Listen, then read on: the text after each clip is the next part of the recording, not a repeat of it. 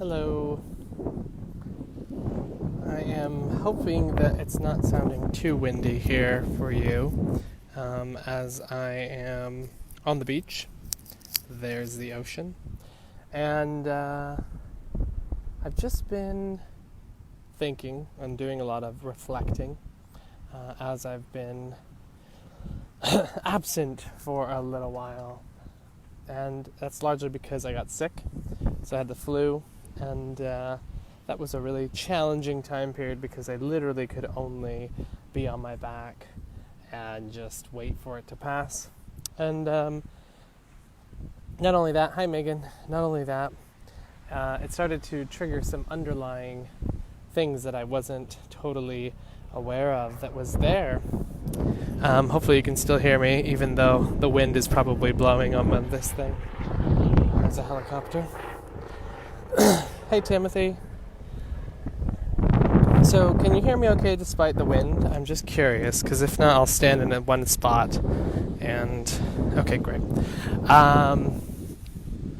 So I was just walking along the beach, and because I'm really trying to get into the self-care kick, because I realized I have not been doing that at all. And by at all, I mean, quite frankly, almost nothing for myself. I've been just working and focusing on that, and kind of becoming sick and having to be on my back really taught me to stop.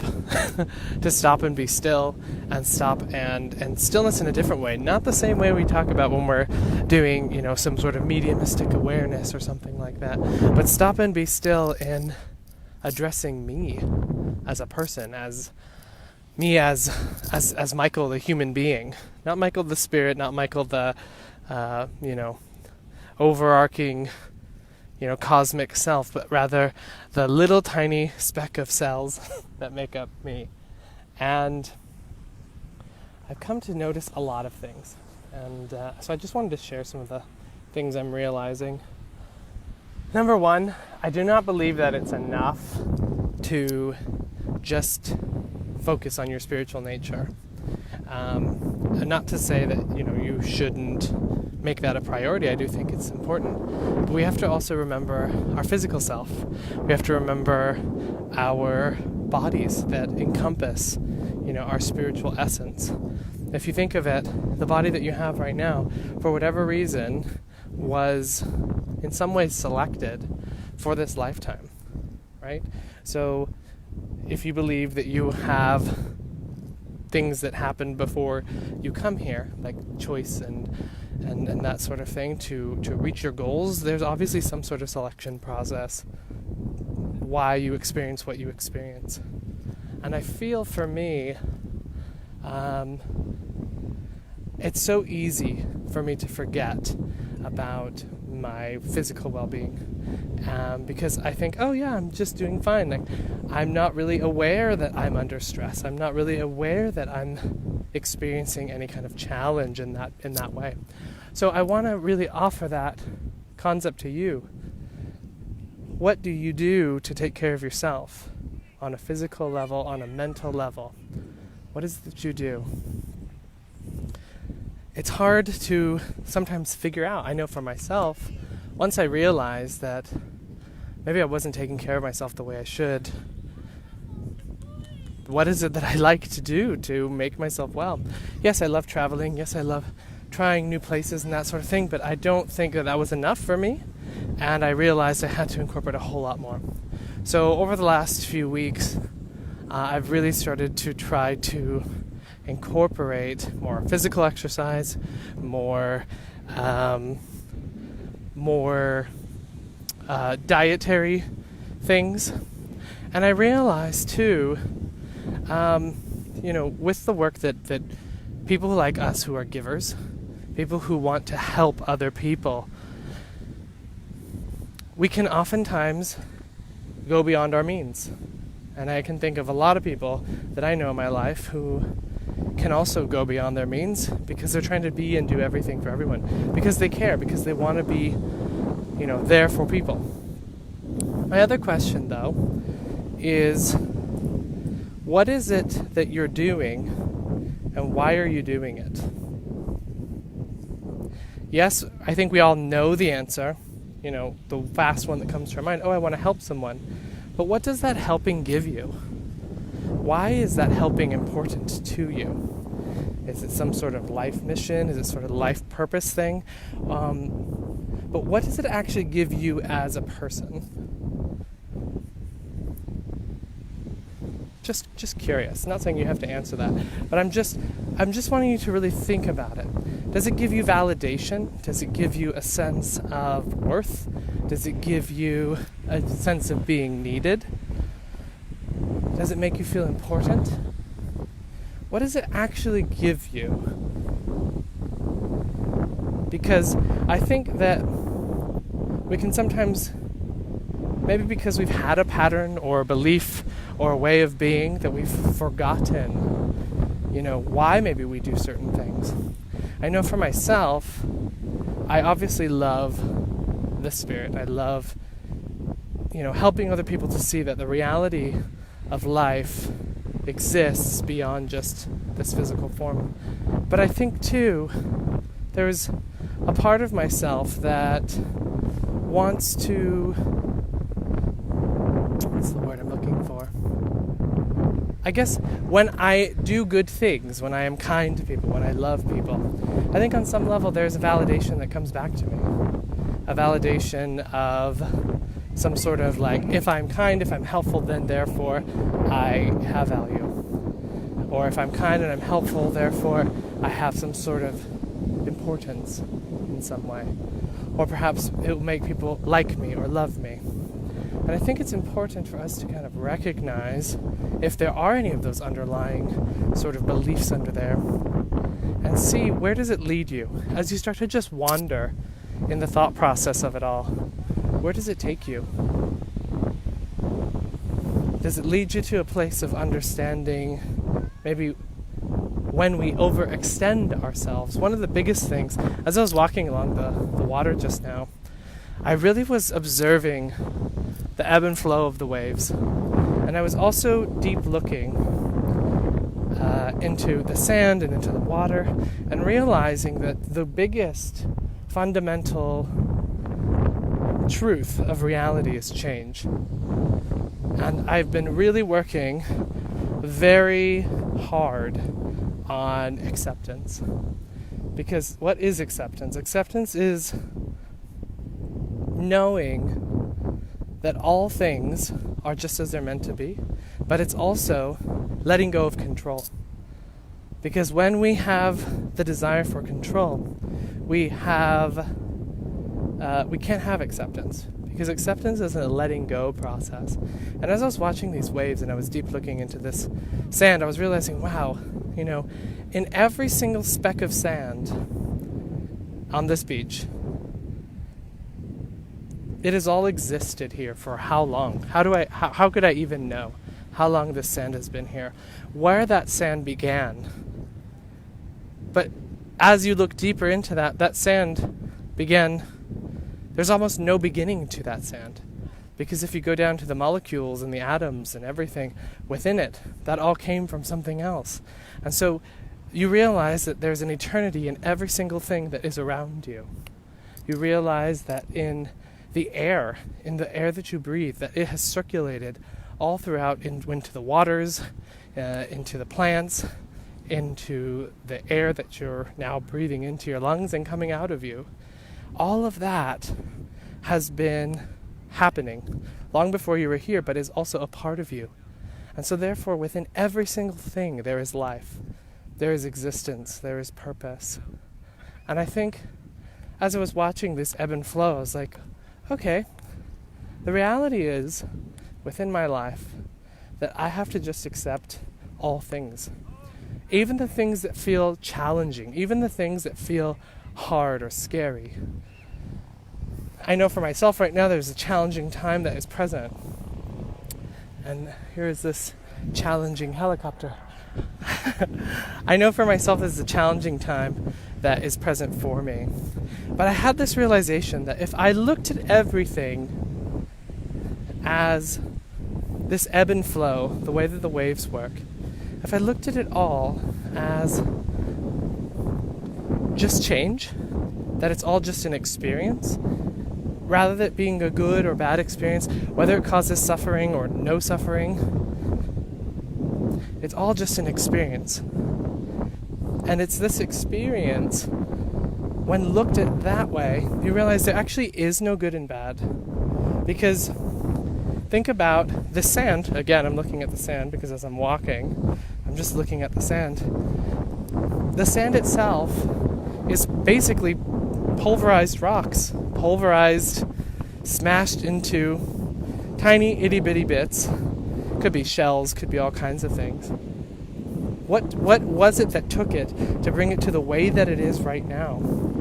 It took a lot of grinding, a lot of pressure, probably, a lot of grit and grind, and yet it still exists, doesn't it? It still exists in the form that it is now.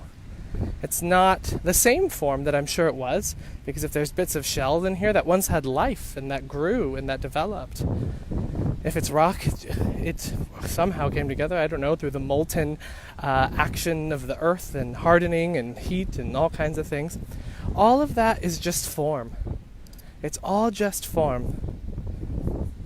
But then it changes that form.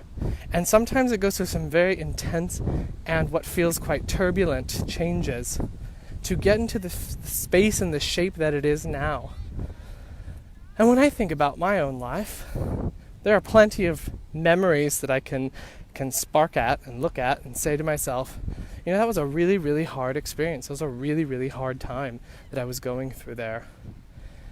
And yet, I'm happy that I went through that because it moved me and shaped me and changed me. It took that destructive quality, or what feels destructive, for me to be able to grow and change and adapt and become this different form that I have now. So it's really a fact, I feel, that if we can embrace change, not as change or challenge or strife or anything, if we can embrace that not as a bad or good thing, but as something that just is an experience, that it's just a natural process, that it's only changing us from one form to the next, I think it takes a lot of the pain and the suffering out of it. Because we realize, I can be there for that. All I'm doing is moving through this. I'm experiencing this. And something's going to be on the other side of that. And an interesting thought that came to me as I was walking along the water was even the thing that takes us to death, that takes us to the other side, isn't something bad.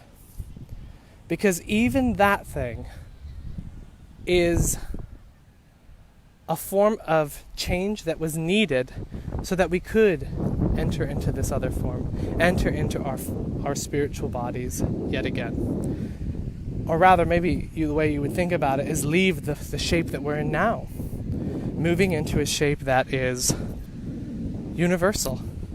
So really, the reality is that even death and even illness and even accidents and even any of this, it's all a part of this coming and going. It's all a part of this shifting sands of time, the ebb and the flow of the waves of life. And they are necessary. These challenges are necessary for us. I know that I've spoken to so many people very recently who have had a whole bunch of challenges, particularly these last couple months. Health challenges, personal challenges, family challenges. And what I'm realizing is if we can develop the acceptance, if we can allow ourselves to just move with the experience and know that no matter what, at the end of it all, we're going to be okay. Even if we ended up in the streets, even if we ended up, without a place to live, there were people that can live that way too. So no matter what the extreme situation that you may be going through, the extreme situation I know I'm going through, it doesn't actually, at the end of all of this, if we are able to accept it as just a process of growth, a process of change, a process of just experience, I think that it relieves a lot of the tension that we feel. So accept is what I want to say to everyone who is watching, who will watch later. accept wherever you are. That's not to say that you don't take action when you need to so that you can, make positive changes for yourself. But it's saying that when something is out of your control or when it feels out of your control, the best thing that you can do is just accept it. Just accept it and find what is it that I need to be able to accept this. I have been working really hard with acceptance over the last few weeks because of my own issues that's been going on in my life. And it's amazing because our perceptions are so strong. What we think is real, what we think matters, what we think is vital and important. And I think it's so important for us to really reflect, and I think the Buddha said it, what are your, and I'm not quoting him directly because I can't quite remember exactly how he said it, but what are your perceptions? What is it that are your perceptions true? Are your perceptions real? And I believe the Buddha also said that most of them are not. That we have all of these stories, these ideas, these roles that we play, that we believe has to be this way or has to be that way for it to be correct, right, and true. Or that maybe we feel pressures from our family, our friends, our social situations, society. What pressures are you putting on yourself? What pressures are you saying that, well, this is how it is, this is how it must be? One of the things that really made me start to question that was with my own anxiety and the challenge that I've been having with anxiety because I wasn't taking good care of myself. And the anxiety was popping up for what I think was a while, but I didn't realize it because I was so focused on what I was doing, and I thought, oh, well, I meditate, so that should be enough to rid myself of any kind of anxiety, and I'm sure it helped. But there's other aspects of it. Enjoyment, pleasure, doing things that feel good. But really, I didn't realize that my perceptions about what I was allowed to do and not allowed to do were there. To get a little bit astrological on you, I'm ruled by Saturn, and Saturn, as my chart ruler, is a planet that likes to say no to itself a lot. It likes to inhibit, it likes to contract, it likes to control. And I know that that's very much, within my nature.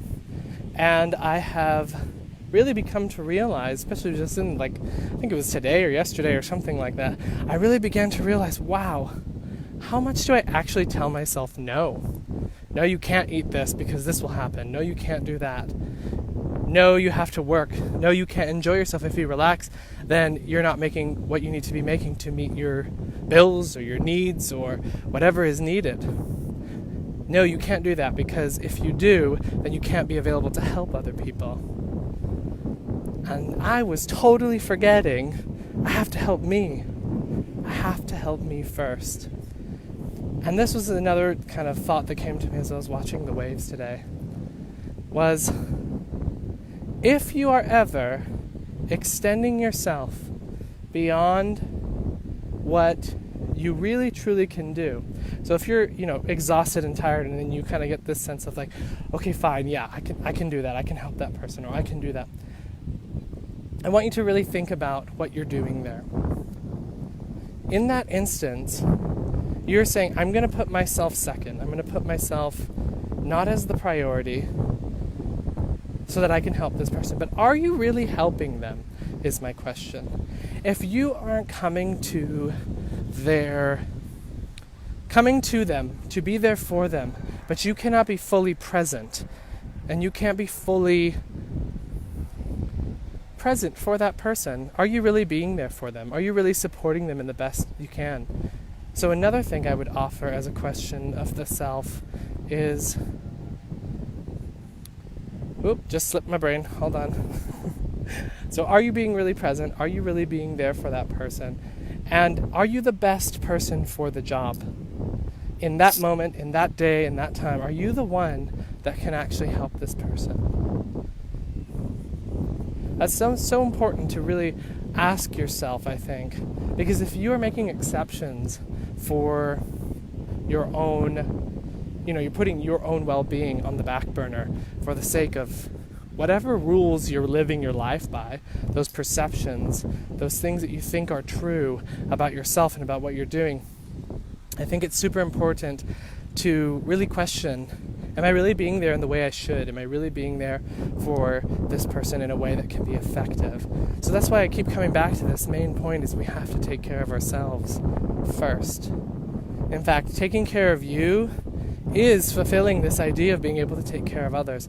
I know people throw that around all the time. It's like, yeah, if you take care of yourself, you can take care of, you got to take care of yourself first, And I've heard that over the years. But sometimes you don't realize you're not taking care of you. You think you're doing everything you need to be doing. But one of the things I'm learning to identify when I'm doing something that maybe is drawing energy from me rather than filling me up is I have this tendency to sort of just swallow hard and say, yep, I can do it. Yep, that's fine. Yep, sure. But inside, feeling this sense of tightening, that's probably the best way to put it. Feeling a sense of tightening or like a sense of, ugh. And it's fleeting, it's for just a moment, but I think I'm missing the signal for myself that says, hey, maybe this isn't what you want. Maybe this isn't what you should be doing for the benefit of all, particularly yourself.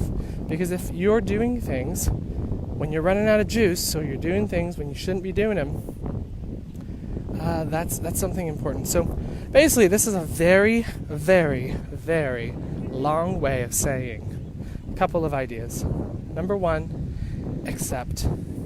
Accept that change is a part of life. Accept that there's going to be times that feel so challenging, so overwhelming, so at a loss. And you know what? It's okay. It is okay also. It is just an experience. Just like everything else, it's temporary. Those emotions are going to change. Your experience is going to change. It's going to become something else. And what we hope for is that when we do become that something else, it's something stronger. It's something more capable, more full, more useful for ourselves and others.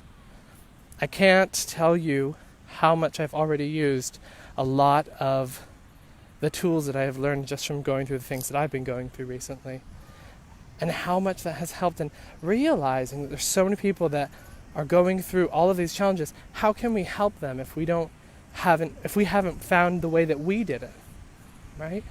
The way that we went through this challenge. So that includes all kinds of things: loss of family, loss of self-control, addiction, dealing with strife and relationship issues, all kinds of things that exist there. And it's so important for us to know that if we can just accept it, if we can just learn to move with it, and just know that this too shall pass, but not negating what we're experiencing. Feel your feelings, lean into them, experience what's happening to you, because it's a part of this beautiful tapestry of life. We get to experience highs, we get to experience lows, and I really think that that's part of the beauty that is life. But know that even those challenging things are just an experience. They aren't inherently bad, they aren't inherently good.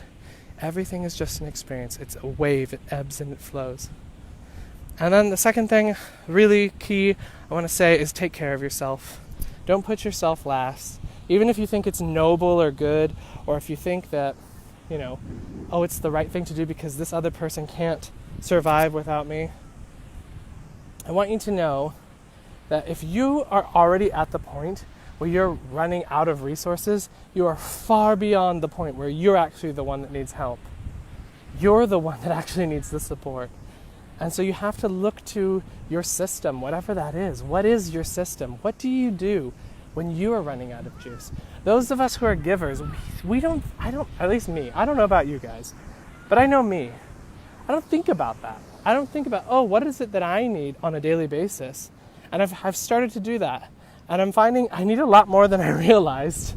And I need to fill up my cup. Because it doesn't matter what it is you're doing, if you're not finding balance, that is where we run into trouble. If you're not balancing that mind, that body, that spirit, if you're not finding the balance in all of that, this is how we come into trouble. This is how we come into challenge. Because we need balance. I can't just sit and meditate all day, every day.